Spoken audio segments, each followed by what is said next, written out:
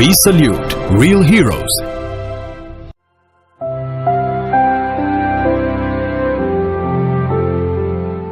കേൾക്കുന്ന ശബ്ദം, കാണുന്ന കാഴ്ച, കുടിക്കുന്ന വെള്ളം, ശ്വസിക്കുന്ന വായു, അങ്ങനെ ഈ ഭൂമിയിലേക്ക് പിറന്നു വീഴുന്ന ഓരോ ജന്മവും പല ഘടകങ്ങളാൽ സ്വാധീനിക്കപ്പെടുന്നു. പ്രാദേശിക ഭേദമനുസരിച്ച് ആയുസ്സും അഴകും ഗുണവും നിശ്ചയിക്കപ്പെടുന്നു. ഒട്ടേറെ പ്രത്യേകതകളോടെ പിറന്നു വീണവയൊക്കെ കാലവും ദേശവും മാറുമ്പോൾ തനത് ഗുണങ്ങളിൽ നിന്ന് അകന്നു പോകുന്നു. മനുഷ്യനിൽ ഇത് പ്രത്യക്ഷത്തിൽ പ്രകടമാകുമ്പോൾ മറ്റു പല ജീവികളും ഈ മാറ്റത്തിന് വിധേയമായി എന്നേക്കുമായി ഇല്ലാതാകും. കേൾക്കുമ്പോൾ പെട്ടെന്ന് മനസ്സിലാകാത്ത ഈ പ്രതിഭാസം കേരളത്തെ മനസ്സിലാക്കിക്കൊടുത്ത, വംശനാശം നേരിട്ട ഒരു തനത് ജനുസ് നമ്മുടെ മണ്ണിൽ പിടിച്ചു നിർത്തിയ അസാധാരണ വ്യക്തി.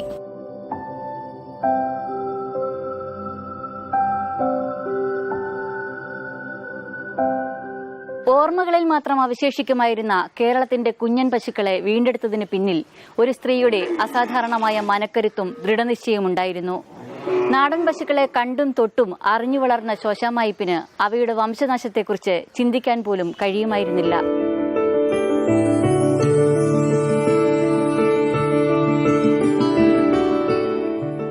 ലോകത്തിലെ ഏറ്റവും ചെറിയ പശുവെന്ന ബഹുമതിയുമായി ഗിന്നസ് ബുക്കിൽ ഇടം പിടിച്ചതാണ് വെച്ചൂർ പശു.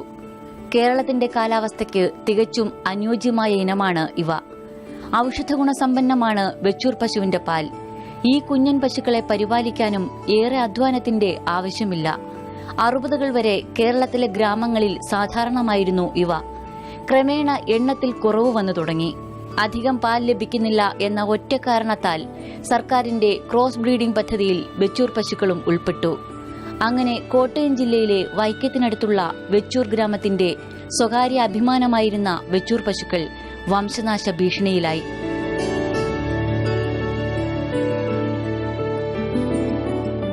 തൃശൂരിലെ മണ്ണുത്തി കാർഷിക സർവകലാശാലയിൽ ജനിതക വിഭാഗം മേധാവിയായിരുന്നു അന്ന് ശോശാമ ഐപ്പ്.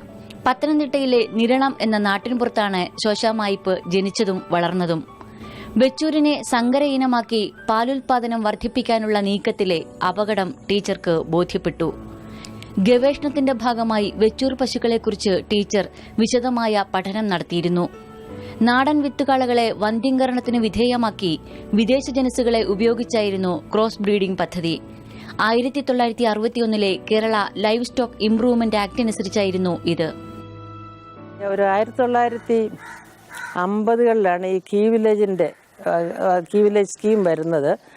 അന്ന് നമ്മൾ നമ്മുടെ മറ്റു സ്റ്റേറ്റിലുള്ള നാടൻ പശുക്കളെ, അതായത് നമ്മുടെ റെഡ് സിൻഡി അതിനെയാണ് ഉപയോഗിച്ചിരുന്നത്. പക്ഷെ അത് കഴിഞ്ഞ് ഒരു 60കളായപ്പോഴത്തേക്കും അതിൻ്റെ സങ്കരങ്ങളിൽ നിന്ന് കിട്ടുന്ന പാല് പോരാ, വിദേശ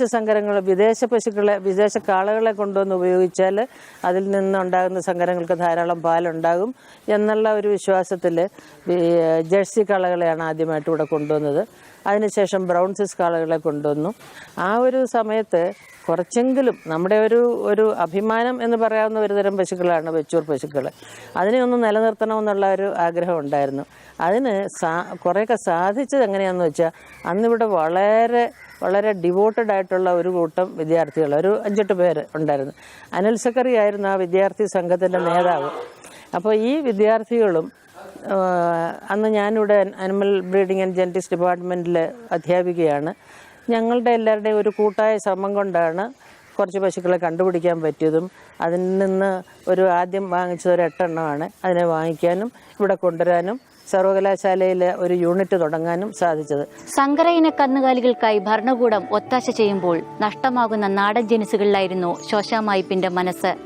വെച്ചൂർ പശുക്കളെ സംരക്ഷിക്കാൻ ശോശാമ ടീച്ചറും കുട്ടികളും മുന്നിട്ടിറങ്ങിയപ്പോൾ പിന്തുണയ്ക്കാനായിരുന്നില്ല, എതിർക്കാനായിരുന്നു ഭൂരിപക്ഷ തീരുമാനം. നമ്മൾ ഈ പശു വന്നപ്പോൾ ഇത് വെച്ചൂർ പശു അല്ല എന്നുള്ള ഒരു ആരോപണം വളരെ ശക്തമായിട്ട് വന്നു. അത് വെച്ചൂർ പശു അല്ല എന്നുള്ള വിശ്വാസം കൊണ്ട് ഉന്നയിച്ച ആരോപണമാണെന്ന് ഞാൻ വിശ്വസിക്കുന്നില്ല.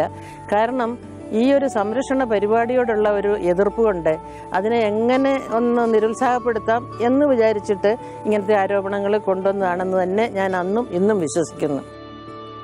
എതിർപ്പുകൾ അവഗണിച്ച് ശോശാമ ടീച്ചറും വിദ്യാർത്ഥികളും വെച്ചൂർ പശുക്കളെ അന്വേഷിച്ച് കേരളത്തിലെ ഗ്രാമങ്ങൾ തോറും അലഞ്ഞു.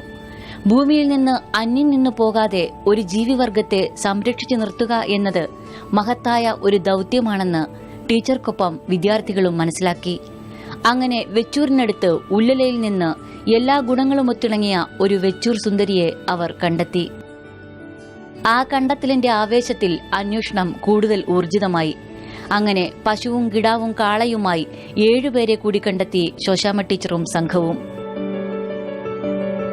അതായത് ഇല്ലെന്ന് നമ്മൾ വിശ്വസിച്ചിരുന്നതായിട്ടുള്ള പശുക്കളെ ഒന്നിനെ കാണുമ്പോൾ നമുക്കുണ്ടാകുന്നതായിട്ടുള്ള ആ ഒരു സന്തോഷം, അത് നമുക്ക് പറഞ്ഞറിയിക്കാൻ പറ്റുകയില്ല. കാരണം നമ്മളത് അത്രയും അതിനകത്ത് ഉൾപ്പെട്ടാണ് നമ്മളിതിന് ഈ ഒരു ഇതിന് തുടങ്ങുന്നത്. വെച്ചാൽ ആരും നമ്മൾ നിർബന്ധിച്ചിട്ടല്ലല്ലോ പോകുന്നത്.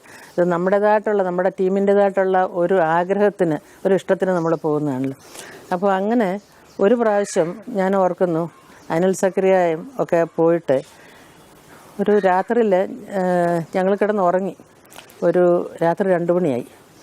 ഉദ്ദേശം എൻ്റെ ഒരു ഓർമ്മ എങ്ങനെയാണ് ഉദ്ദേശം, ആ സമയത്ത് ഒരു ബെല്ലടിക്കുന്ന ശബ്ദം കേട്ടു വീട്ടിൽ. ഞാൻ ഇപ്പോൾ ആരാ ഈ രാത്രി പാതിര കഴിഞ്ഞിട്ട് വന്ന് ഈ ബെല്ലടിക്കുന്നത് എന്ന് വിചാരിച്ച് ഞാൻ അതിൽ ജനലിൽ കൂടെ പുറത്തോട്ട് നോക്കിയപ്പം അനിലാണെന്നുള്ളത് കണ്ടു ഉടനെ ഞാൻ വാതിൽ തുറന്നു കണ്ടു എന്നൊക്കെ പറഞ്ഞിട്ട് ഓടി. ഞാൻ ചോദിച്ചു, നിങ്ങളെങ്ങനെ അകത്ത് കയറിയത് എന്ന് പറഞ്ഞു. ഇത് ഗേറ്റ് പൂട്ടിയിട്ടിരിക്കുകയാണല്ലോ എന്ന് പറഞ്ഞു. ഞങ്ങൾ ചാടി കയറി, ഗേറ്റിൻ്റെ മുകളിൽ കൂടെ ചാടി കയറി എന്ന് പറഞ്ഞു. അപ്പോൾ അത്രയ്ക്കാണ് ഒരെണ്ണത്തിന് കിട്ടാനുള്ള സാധ്യതയുണ്ടെന്ന് പറഞ്ഞപ്പം പാതിര കഴിഞ്ഞിട്ട് മതിൽ ചാടി അകത്ത് വന്ന് വിളിച്ചുണർത്തി പറയാനുള്ളതായിട്ടുള്ള ആ ഒരു ആവേശം. ദൈവനിയോഗമെന്നേ ആ ദൌത്യത്തെക്കുറിച്ച് ടീച്ചർ ഇന്നും പറയൂ. വംശനാശത്തിൽ നിന്ന് ഒരുപറ്റം ജീവികളെ രക്ഷിക്കാനുള്ള ടീച്ചറുടെ പ്രവർത്തനങ്ങൾ പക്ഷേ ചോദ്യം ചെയ്യപ്പെട്ടു. 1 വർഷം കൊണ്ട് 24 വെച്ചൂർ പശുക്കളെ കണ്ടെത്തിയിരുന്നു ടീച്ചറും വിദ്യാർത്ഥികളും. ഉടമസ്ഥരെ കാര്യങ്ങൾ പറഞ്ഞു മനസ്സിലാക്കി വംശവർദ്ധനയ്ക്കായി ഈ പശുക്കളെ മണ്ണുത്തിയിലെത്തിക്കുക എന്നതായിരുന്നു അടുത്ത കടമ്പ. സ്നേഹത്തോടെ പോറ്റി പശുക്കളുടെ വംശം തന്നെ ഈ ലോകത്തുനിന്ന് അപ്രത്യക്ഷമാകുമെന്ന് ബോധ്യപ്പെട്ടപ്പോൾ പലരും പ്രതിഫലം പോലും ആഗ്രഹിക്കാതെ അവയെ കൈമാറി. ഒരു മകളുണ്ട് ആ വീട്ടിൽ. ആ മകളും ഇതും ഒരു ദിവസം തന്നെ ജനിച്ചതാണെന്ന് പറഞ്ഞു.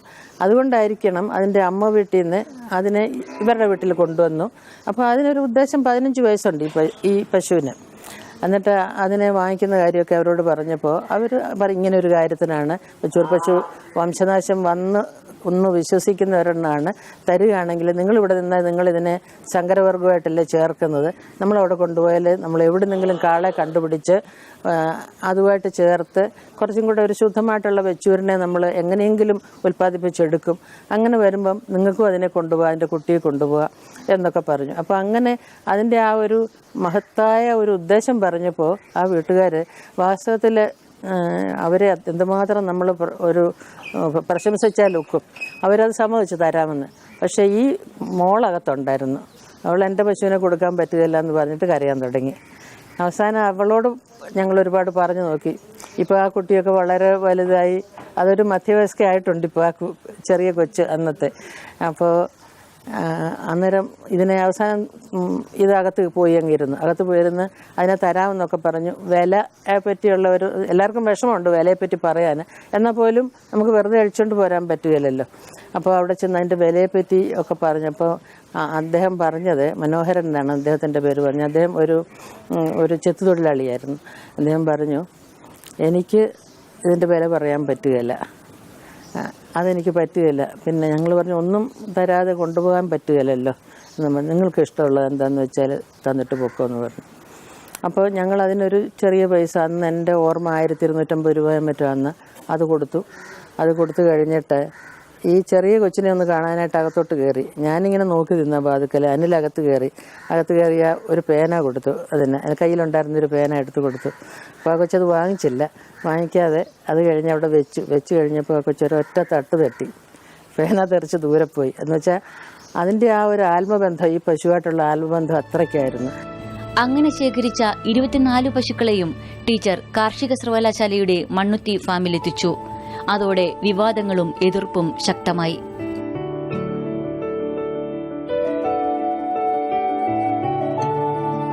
വെച്ചൂർ പശുക്കളെ തേടി കിലോമീറ്ററുകൾ നീളുന്ന കാൽനടയാത്ര. കണ്ടെത്തിയത് വെച്ചൂർ പശുക്കളല്ലെന്ന കുപ്രചാരണം.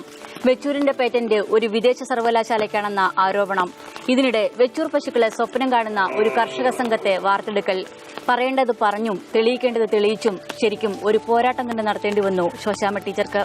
വരും തലമുറയ്ക്കായി അപൂർവമായ ഒരു നാടൻ ജിനുസിനെ കാത്തുസൂക്ഷിക്കാനായിരുന്നു ശോശാമ്മ ടീച്ചർ രാപ്പകലില്ലാതെ ഓടി നടന്നത്. ആ ഉദ്ദേശശുദ്ധിയും ആദർശവും പക്ഷേ പലരും കണ്ടില്ലെന്ന് നടിച്ചു. എങ്ങനെ തന്റെ പ്രവർത്തനങ്ങൾ തടയാമെന്നായിരുന്നു പലരും ചിന്തിച്ചിരുന്നതെന്ന് ശോശാമ്മ ടീച്ചർ പറയുന്നു. ഒടുവിൽ നീതിക്ക് വേണ്ടി കോടതി വരെ കയറേണ്ടി വന്നു ടീച്ചർക്ക്. സർക്കാരിന്റെ സങ്കര പ്രജനന നയത്തിന് എതിരായിരുന്നു ശോശാമ്മ പ്രവർത്തനങ്ങൾ. എന്നിട്ടും വെച്ചൂർ പശുക്കളുടെ സംരക്ഷണത്തിനായി ഇന്ത്യൻ കാർഷിക ഗവേഷണ കൌൺസിലിന്റെ അംഗീകാരം നേടിയെടുത്തു ടീച്ചർ. നിരന്തര ആവശ്യപ്രകാരം മണ്ണുത്തി സർവകലാശാല വളപ്പിൽ ഉണ്ടായിരുന്ന കൊട്ടാരം തൊഴുത്തിൽ വെച്ചൂർ സുന്ദരികൾക്കും ഇടം കിട്ടി. ഇതിനിടെ അപ്രതീക്ഷിതമായ ഒരു ഇരുട്ടടിയും ലഭിച്ചു. ഏറെ ശ്രദ്ധയോടെ പോറ്റി വളർത്തിയിരുന്ന പശുക്കളിൽ 19 എണ്ണം വിഷബാധയേറ്റ് ഒറ്റയടിക്ക് കൊല്ലപ്പെട്ടു. പശുക്കൾ കൊല്ലപ്പെട്ടത് എങ്ങനെ എന്ന് അന്വേഷിക്കാനായിരുന്നില്ല. പദ്ധതി മേധാവിയായ ടീച്ചറെ മാറ്റി നിർത്താനായിരുന്നു നീക്കം. സർവകലാശാല VC ഉൾപ്പെടെയുള്ളവർ അന്ന് കൂടെ നിന്നു. ക്രിമിനൽ അന്വേഷണം ആവശ്യപ്പെട്ട് ഹൈക്കോടതിയെ സമീപിക്കേണ്ടി വന്നു ടീച്ചർക്ക്. മാനസികമായി ഏറെ സംഘർഷം അനുഭവിച്ച ദിവസങ്ങളായിരുന്നു അത്. ഇതൊക്കെ തന്നെ ഈ ഒരു സംരക്ഷണ പരിപാടിയെ ഇല്ലാതാക്കാനുള്ള പ്രശ്നങ്ങളാണ് എന്ന് നമ്മൾ തീർച്ചയായിട്ടും മനസ്സിലാക്കി. പക്ഷേ ഒരു കാര്യം ആവശ്യമായിരുന്നു. നമ്മൾ തുടങ്ങിയിരിക്കുന്നതായിട്ടുള്ള ഒരു കാര്യം നമ്മൾ കർഷകർക്ക് വേണ്ടിയാണ് തുടങ്ങിയിരിക്കുന്നത്. ഒരു ഇനത്തിന് വേണ്ടി, ഇനത്തിനെ രക്ഷിക്കാൻ വേണ്ടിയാണ് നമ്മൾ തുടങ്ങിയിരിക്കുന്നത്. അത് നമ്മൾ ഇടയ്ക്ക് ഇട്ട് പോവുകയാണെങ്കിൽ അതിന് മുമ്പോട്ടൊരു ഗതിയില്ല എന്നുള്ളത് നമുക്കറിയാം. ഒന്ന് അത് കൂടാതെ അങ്ങനെ ഇട്ടിട്ട് പോവുകയാണെങ്കിൽ പല ആരോപണങ്ങൾ വന്നു. ആ ആരോപണങ്ങളെല്ലാം നമ്മളും കൂടെ ശരിവെക്കുന്നതായിട്ടല്ലേ വരുന്നത്.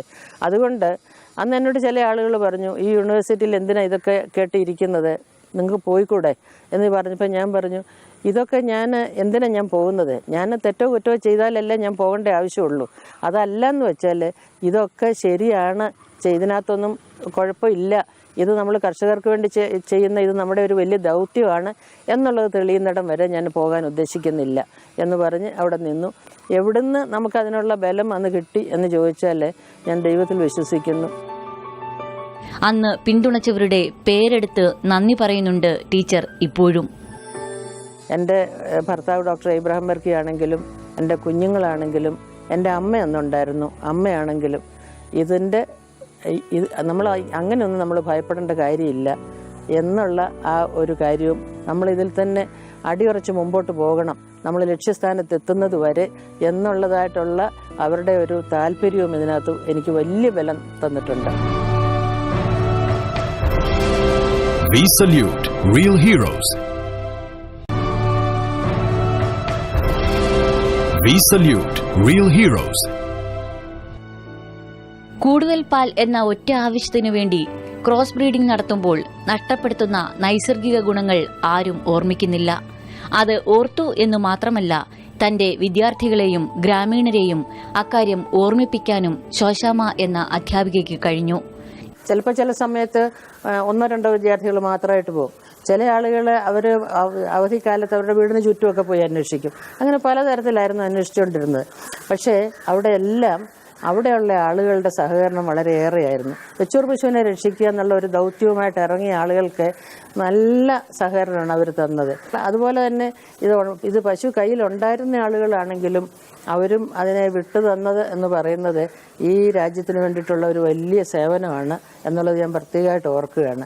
ഇപ്പോഴും അവർ ഒരുവിധം എല്ലാവരും തന്നെ ഉണ്ട്, ജീവിച്ചിരിപ്പുണ്ട്. അവരെയൊക്കെ എല്ലായ്പ്പോഴും കൃതജ്ഞതയോടെ ഓർക്കേണ്ടതായിട്ടുള്ളൊരു കാര്യമാണ്. അവരാണ് വാസ്തവത്തിൽ കുറച്ചെണ്ണം ആണെങ്കിലും, വിരലിലെണ്ണാവുന്ന എണ്ണം ആണെങ്കിലും നമുക്ക് വേണ്ടിയിട്ട് ഈ വെച്ചൂർ പശുവിനെ നിർത്തിയിരുന്നതായിട്ടുള്ള ആളുകൾ, അവരോട് ഈ രാജ്യം കടപ്പെട്ടിരിക്കുന്നു. 8 മാസത്തോളം കറവ നിൽക്കുന്നവയാണ് വെച്ചൂർ പശുക്കൾ. പ്രതിദിനം 3 ലിറ്ററോളം പാലും കിട്ടും. ശരാശരി 90 സെന്റിമീറ്റർ മാത്രം ഉയരമുള്ള വെച്ചൂർ പശുക്കളെ വളർത്താനും എളുപ്പം. പോഷകമൂല്യമുള്ള ഇവയുടെ പാൽ രോഗികൾക്ക് ഏറെ പ്രയോജനം ചെയ്യും. രോഗപ്രതിരോധ ശേഷിയുള്ള പാൽ കുട്ടികൾക്ക് നൽകാനും അത്യുത്തമം. വെച്ചൂർ പശുക്കളുടെ ചാണകത്തിനു പോലും ഔഷധഗുണം ഏറെയുണ്ടെന്ന് ടീച്ചർ പറയുന്നു. ഈ പാലിന്റെ കൊഴുപ്പിലെ കണികകളുടെ വലിപ്പം വളരെ കുറവാണെന്നുള്ളതാണ്. അത് ഈ ക്രോസ് സങ്കരയിനം പശുവിനെയോ അല്ലെങ്കിൽ എരുമകളെയോ അപേക്ഷിച്ച് കുറവാണ്. എന്നാൽ ഏറെക്കുറെ ആട്ടുംപാലിനേക്കാൾ കൂടുതലാണ്, എന്നാലും കുറേ കൂടെ ആട്ടുംപാലിനോട് അടുത്ത് വരുന്ന പാലാണ് എന്നാണ്. അതുപോലെ ഇതിൻ്റെ ചാണകത്തിൻ്റെ കാര്യം പറഞ്ഞാൽ വളരെ ഗുണക്കൂടുതലാണ്. ഇപ്പം അതിൻ്റെ ചാണകം തന്നെ നോക്കിയാൽ അറിയാം, സങ്കരവർഗ്ഗ പശുക്കളുടേത് ഒരു ലൂസായിട്ടുള്ള ചാണകമാണ്. അത് കുറച്ചുകൂടെ വെള്ളത്തിൻ്റെ അംശം കൂടുതലുണ്ടായിരുന്നു. ഇതാണെങ്കിൽ ഇങ്ങനെയല്ല, കുറേ കൂടെ ആട്ടുംകാട്ടത്തോട് സാമ്യമുള്ളതും കുറച്ചുകൂടെ ഉണങ്ങിയതുമായിട്ടുള്ളതാണ് ഇത്. അതുപോലെ ഇതിൻ്റെ ഉള്ളിലുള്ള ബാക്ടീരിയ മൈക്രോബ്സിൻ്റെ എണ്ണം വളരെ കൂടുതലാണ്. അതുകൊണ്ടാണ് കൃഷിക്ക് കുറേ കൂടെ വളരെ മെച്ചപ്പെട്ടതാണ് ഈ ചാണകം എന്ന് പറയുന്നത്. അപ്പോൾ ഒരു കൃഷിയുടെ ആവശ്യത്തിന് ചാണകമായാലും ഇതിൻ്റെ മൂത്രമായാലും വളരെ വിശേഷപ്പെട്ടതാണ്, അതിന് യാതൊരു സംശയമില്ല. ഇതിനിടെ വെച്ചൂർ പശുക്കളുടെ ജനിതക ഘടന കണ്ടെത്തുന്നതിൽ സ്കോട്ട്ലൻഡിലെ റോസ്ലിൻ ഇൻസ്റ്റിറ്റ്യൂട്ട് പേറ്റന്റ് നേടിയെന്ന റിപ്പോർട്ട് ഉയർന്നു. ഇത് ശോശാമ്മ ടീച്ചറെ എതിർക്കുന്നവർക്ക് ശക്തമായ ആയുധമായി. വെച്ചൂരിന്റെ പേറ്റന്റ് ഉറവിടങ്ങൾ അന്വേഷിക്കാൻ സർവകലാശാല ഉത്തരവിട്ടു. അന്വേഷണത്തിനൊടുവിൽ ഈ റിപ്പോർട്ട് തെറ്റാണെന്ന് ബോധ്യപ്പെട്ട സർവകലാശാല ധവളപത്രമിറക്കി വിവാദം അവസാനിപ്പിച്ചു. കണ്ടെത്തിയ 8ൽ നിന്ന് വെച്ചൂർ പശുക്കളുടെ എണ്ണം 3000-ഓളമായി നിലവിൽ. ഈ പശുക്കളുടെ സംരക്ഷണത്തിനായി ടീച്ചറുടെ നേതൃത്വത്തിൽ വെച്ചൂർ പശു സംരക്ഷണ സമിതി രൂപീകരിക്കപ്പെട്ടിട്ടുണ്ട്. നാടൻ കാളകളുടെ ബീജാധാനത്തിന് സൌകര്യമൊരുക്കുന്നതിലും പശുക്കളെ ആവശ്യക്കാർക്ക് ലഭ്യമാക്കുന്നതിലും സമിതിക്ക് നിർണായക പങ്കുണ്ട്. ഒപ്പം നാടൻ കന്നുകാലികളിൽ നിന്നുള്ള മൂല്യവർദ്ധിത ഉൽപ്പന്നങ്ങളുടെ നിർമ്മാണത്തിനും പ്രചാരണത്തിനും ശ്രദ്ധ നൽകുന്നു. നല്ല രീതിയിൽ പ്രവർത്തിക്കുന്ന ഒരു ട്രസ്റ്റ് എന്ന നിലയിൽ ഞങ്ങൾക്ക് ചില പ്രോജക്ട്സ് ഒക്കെ കിട്ടുന്നുണ്ട്. ആ പ്രോജക്റ്റുകളൊക്കെ കിട്ടുന്നത് കൊണ്ടും കൂടിയാണ് ഞങ്ങൾക്കിപ്പോൾ അത് മുമ്പോട്ട് കൊണ്ടുപോകാനായിട്ട് സാധിക്കുന്നത്. കർഷകരെ അഭിമുഖീകരിക്കുന്നതായിട്ടുള്ള ഒരു വലിയ പ്രശ്നമെന്ന് പറയുന്നത്, അത് നമ്മൾ കൂടുതൽ കർഷകരുമായിട്ട് അടുത്ത് ഇടപെടുമ്പോഴാണ് പ്രശ്നങ്ങളും കൂടുതലായിട്ട് നമുക്ക് മനസ്സിലാക്കാനായിട്ട് സാധിക്കുന്നത്. ഏത് സാധനം നമ്മൾ ഉൽപ്പാദിപ്പിച്ചാലും അതിനുള്ള വില കിട്ടുന്നില്ല. ഇപ്പോൾ വെച്ചൂരിൻ്റെ നെയ്യ് വളരെ ഔഷധ ഗുണമുള്ളതാണ്. അതിൻ്റെ മൂത്രം അതിനുമുണ്ട് ഔഷധ ഗുണം. അതുപോലെ തന്നെ കാസർഗോഡിൻ്റെ ആയാലും ഈ നാടൻ പശുക്കളുടെ അതിനൊക്കെ ഉണ്ട്. അതിൻ്റെ ഏറ്റക്കുറച്ചിലുകളെ പറ്റി നമ്മൾ പഠനം നടത്തിയിട്ടില്ല. ഇങ്ങനെയുള്ള ഗുണങ്ങളെല്ലാം ഉണ്ടെന്ന് വരികിലും പലപ്പോഴും അത് വേറൊരു സ്ഥലത്ത് കൊണ്ടുപോയി വിൽക്കാനായിട്ട് സാധിക്കുന്നില്ല. നമുക്ക് കർഷകരുടേതായിട്ടുള്ള ചെറിയ മാർക്കറ്റ് ഉണ്ടെങ്കിൽ അത് അവിടെ തന്നെ വിറ്റ് തീരും. ഇന്ന സ്ഥലത്ത് വന്നാൽ ഇത് കിട്ടും എന്നുള്ളത് അറിഞ്ഞാൽ, ഇപ്പോൾ കോഴിക്കോട് തന്നെ ഉദാഹരണത്തിന് എല്ലാ ഞായറാഴ്ചയും ഒരു ചെറിയ മാർക്കറ്റ് നടത്തുന്നുണ്ട്.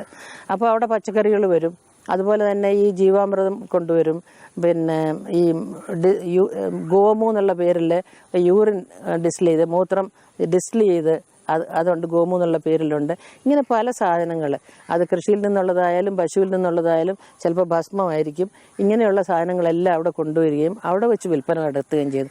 അതുകൊണ്ട് ഒരാൾക്കും തന്നെ അവരുടെ ഉൽപ്പാദിപ്പിച്ച സാധനങ്ങൾ വിൽക്കാൻ പറ്റുന്നില്ല, അല്ലെങ്കിൽ അതിനുള്ള വില കിട്ടുന്നില്ല എന്നുള്ള ആ ഒരു വൈഷമ്യം ഇപ്പോഴില്ല. അതേസമയം മണ്ണുത്തി സർവകലാശാലയിൽ നിന്ന് വെച്ചൂർ പശുക്കളെ വാങ്ങി ചിലർ മറിച്ചു വിൽക്കുന്നതായി പരാതിയുണ്ട്. ചിലരാകട്ടെ നാടൻ വിത്തുകാളകളെ ഒഴിവാക്കി പ്രജനനം നടത്തുകയും ചെയ്യുന്നു. ഏറെ വേദനാജനകമാണിതെന്ന് ടീച്ചർ പറയുന്നു. വെച്ചൂർ പശുക്കൾ കൂടുതൽ കർഷകരിലേക്ക് എത്തണമെന്നാണ് ടീച്ചറുടെ ആഗ്രഹം. ഒരു കുടുംബത്തിന്റെ ആവശ്യത്തിനുള്ള പാൽ ലഭ്യമാക്കുന്ന വെച്ചൂർ പശുക്കൾ എല്ലാ വീടുകളിലും എത്തണമെന്നാണ് ടീച്ചറുടെ സ്വപ്നം. മറ്റു പശുക്കളെ പരിപാലിക്കുന്ന ബുദ്ധിമുട്ട് ഇതിനില്ല. അത് മനസ്സിലാക്കി ചിലരെങ്കിലും മുന്നോട്ട് വരുന്നുമുണ്ട്. ആദ്യം വലിയ പശുക്കളായിരുന്നു, HF ആയിരുന്നു. അത് നോക്കാനൊക്കെ ബുദ്ധിമുട്ടാണ്. അതിൻ്റെ പേരിൽ ഇത് വാങ്ങിച്ചു. അസുഖങ്ങളൊക്കെ വളരെ കുറവാണ്, കൊണ്ടു നടക്കാനൊക്കെ. എനിക്ക് പിന്നെ കുറച്ച് ജോലി കഴിഞ്ഞിട്ട് ഉള്ള സമയം നോക്കാൻ സൗകര്യങ്ങളുണ്ട്. അതിൻ്റെ പേരിൽ അങ്ങനെ നോക്കണു. പിന്നെ എല്ലാം കൊണ്ടും സൗകര്യമാണ്. കട്ടിയുള്ള പാലും കാര്യങ്ങളൊക്കെയാണ്. പശു എന്നത് പാൽ നൽകുന്ന ഒരു ജീവി മാത്രമല്ലെന്ന് അതിനെ പരിപാലിക്കുന്നവർക്കറിയാം. കുട്ടികളുടെ പ്രിയമിത്രം. മുതിർന്നവർക്ക് പോലും ഏത് വളർത്തുമൃഗങ്ങളുമായും ഒരു ഹൃദയബന്ധമുണ്ടാകും. പശുവിന്റെ കാര്യത്തിൽ ഈ ബന്ധത്തിന് അഗാധമായ ഒരു തലമുണ്ട്.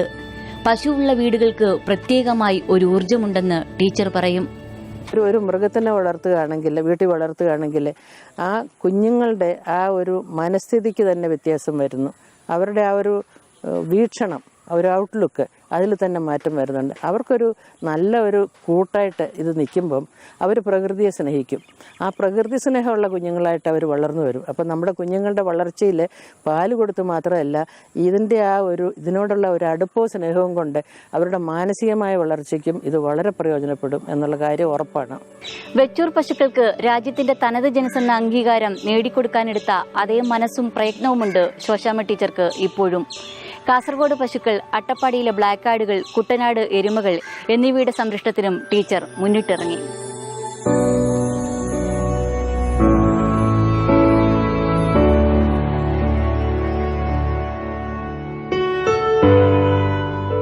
ഇനിയും വേറെ നാടൻ പശുക്കളുണ്ടല്ലോ, അവയ്ക്കും ഇത് തന്നെ സംഭവിക്കാമല്ലോ എന്നുള്ള ഒരു ചിന്ത നമുക്കുണ്ടായിരുന്നു. ആ ഒരു ചിന്തയുടെ ഫലമായിട്ട് നമ്മൾ കാസർഗോഡ് ഭാഗത്ത് പോയി. അവിടെ ധാരാളം നാടൻ പശുക്കളുണ്ടെന്ന് കേട്ട് അവിടെ പോയപ്പോൾ അവിടെ ധാരാളം നാടൻ പശുക്കളെ നമ്മൾ കണ്ടു. അതുപോലെ അത് രാവിലെ അതിനെ അഴിച്ചുവിടും. വൈകുന്നേരം വരുന്ന പശുക്കളുണ്ട്, ആഴ്ചകളോളം വരാത്ത പശുക്കളുണ്ട്, മാസങ്ങളോളം തിരിച്ചു വരാത്ത പശുക്കളുണ്ട്. കുറച്ച് നാളുകൾക്ക് ശേഷം അവിടെ പോയപ്പോൾ നമ്മൾ കാണുന്ന കാഴ്ച, അവിടെ എല്ലാ സങ്കരവർഗ കാളകളും ഇതിൻ്റെ കൂടെ ഉണ്ട്. അതിൻ്റെ അർത്ഥം ഒരു ജനറേഷൻ കൊണ്ട് ഇതിൻ്റെ മുഴുവനും ആ ഒരു ശുദ്ധത നഷ്ടപ്പെടും, അതിൻ്റെ ഒരു പ്യൂരിറ്റി നഷ്ടപ്പെടുമെന്നുള്ളതാണ്. അതുകൊണ്ട് എത്രയും വേഗം ഇതിനെ സംരക്ഷിക്കണം എന്നുള്ള ഒരു ചിന്ത വന്നു. പല ആളുകളെയും നമ്മൾ പോയി കണ്ടിട്ടാരും അതിനെ അങ്ങോട്ട് സംരക്ഷണത്തിന് എടുക്കാനായിട്ട് തയ്യാറായില്ല എന്നുള്ളതാണ്. അതിനെ വെളിയിൽ അഴിച്ചു വിടുക, അത് അവിടെയുള്ള കാളുകളുമായിട്ട് ചേരുക, വരിക എന്നുള്ള ആ ഒരു സ്ഥിതിയിൽ നിന്ന് എന്തെങ്കിലും ഒന്ന് ശ്രമിച്ച് മാറ്റം വരുത്താനായിട്ട് അവരത്ര തയ്യാറില്ലായിരുന്നു എന്നുള്ളതാണ് വാസ്തവം. അപ്പോൾ അങ്ങനെ വന്നപ്പോൾ അന്നൊരു 20 എണ്ണത്തോളം അവിടുന്ന് വാങ്ങിച്ച് യൂണിവേഴ്സിറ്റി കൊണ്ടുവന്ന് അതേ വർഷം തന്നെ കാസർഗോഡിൻ്റെ ഒരു സംരക്ഷണം ഇവിടെ തുടങ്ങുകയുണ്ടായി. അട്ടപ്പാടി കോട്ടുകളെ സംരക്ഷിക്കാനായിട്ടുള്ള ഒരു പ്രോജക്റ്റിന് ഇന്ത്യൻ കൗൺസിൽ ഓഫ് അഗ്രികൾച്ചറൽ റിസർച്ചിന് നമ്മളൊരു സ്കീം എഴുതി കൊടുക്കുകയും അത് സാങ്ഷനാകുകയും ചെയ്തു. അത് സാങ്ഷനായി വരുന്ന സമയത്തേക്ക് ഞാൻ റിട്ടയർ ചെയ്യാറായി. അത് ഡോക്ടർ സ്റ്റീഫനാണ് അത് പിന്നെ ഏറ്റെടുത്ത് മുമ്പോട്ട് കൊണ്ടുപോയത്. അന്നൊരു ഡോക്ടർ രാജ എന്ന് പറഞ്ഞ ഒരാളും ആ ടീമിൽ തന്നെ ഉണ്ടായിരുന്നു. ഞാൻ റിട്ടയർ ചെയ്തെങ്കിലും ഞാൻ അതിൽ നിന്ന് പോകുന്നില്ല. പലപ്പോഴും ഞാനും അട്ടപ്പാടിയിൽ കൂട്ടത്തിൽ പോവുകയും അവരുടെ കൂടെ വർക്ക് ചെയ്യുകയും ഞങ്ങൾ 3 പേരും കൂടെ അതിനെപ്പറ്റി FAOയുടെ ഒരു ജേർണലിനകത്ത് ഒരു ആർട്ടിക്കിൾ പബ്ലിഷ് ചെയ്യുകയും അതിൻ്റെ ഫലമായിട്ട് അട്ടപ്പാടി ആടുകളെ ഒരു അംഗീകൃത ജനുസായിട്ട് ഒരു ജനുസായിട്ട് അംഗീകരിച്ചു എന്നുള്ളതാണ്. ഇന്ത്യയിലെ ആട് ജനുസുകളിൽ ഒന്നായിട്ട് അട്ടപ്പാടി ആടുകളും തീർന്നു. തന്റെ വംശത്തിനും പാരമ്പര്യത്തിനും എന്തു സംഭവിക്കുന്നു എന്നറിയാത്ത ഒരുപറ്റം മിണ്ടാപ്രാണികൾ നിശബ്ദരായി ഈ ഭൂമുഖത്ത് നിന്ന് എന്നേക്കുമായി മാഞ്ഞു പോവുകയാണ് പലരും. ഇപ്പോൾ ചില ഭാഗങ്ങളിലൊക്കെ ചില ഇനങ്ങളൊക്കെ ഉണ്ട്. നാടൻ പശുവാണെന്ന് പറഞ്ഞിട്ട് ഇതിനെ മുഴുവനും വാങ്ങിച്ച് പ്രകൃതി കൃഷി, ജൈവ കൃഷി എന്നൊക്കെ പറഞ്ഞിട്ട് മറ്റു സ്ഥലങ്ങളിലേക്ക്, മലബാറിൽ കാണുന്നതിനെ വാങ്ങിച്ച് തിരുവനന്തപുരം വരെ കൊണ്ടുപോകും. പക്ഷേ ഈ കൊണ്ടുപോകുന്ന പശുവിനൊക്കെ എവിടെ നിന്നാണ് പ്രജനനത്തിനുള്ള ബീജം കിട്ടുന്നത്? അതിന് ബീജം കിട്ടുന്നില്ല. അപ്പോൾ എന്താ പറ്റുന്നത്? ഈ ഉള്ള പശുക്കൾ ആ വംശം നശിക്കുകയാണ്. ഇതിനെ അവിടെ നിന്ന് കൊണ്ടുപോകാതെ അവിടെ തന്നെ നിർത്തുകയാണെങ്കിൽ ഉള്ള കാളുകളുമായിട്ട് ചേർന്ന് ആ ഇനം നഷ്ടപ്പെടാതെയെങ്കിലും അവിടെ നിൽക്കും.